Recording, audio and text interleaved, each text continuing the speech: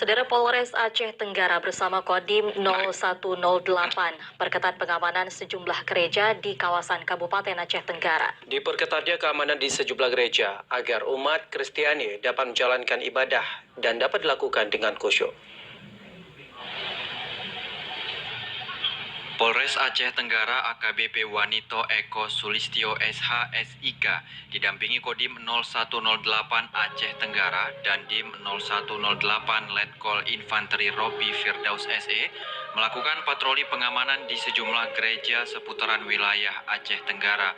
Patroli ini dilakukan untuk memberikan rasa aman bagi warga Aceh Tenggara yang menjalankan ibadah mereka secara khusyuk dan hikmat.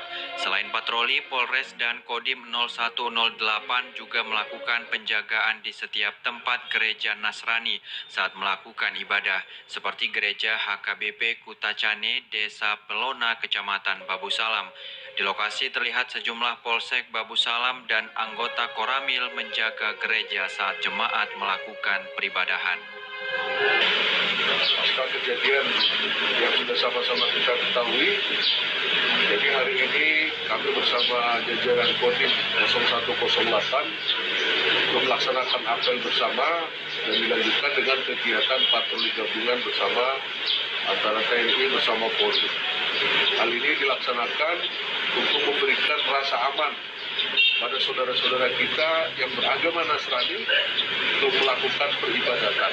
Kodim 0108 Aceh Tenggara memiliki tugas untuk memberikan bantuan kepada Polres Aceh Tenggara ini dalam pelaksanaan perayaan Pasca 2001 ini dapat berjalan aman, masyarakat yang melaksanakan ibadah merasa nyaman dalam melaksanakan ibadah.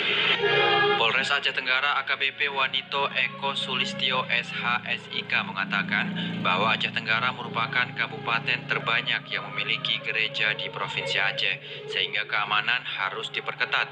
Terlebih baru-baru ini terjadi insiden bom bunuh diri di Makassar, serta penembakan yang dilakukan seorang perempuan di Mabes Polri.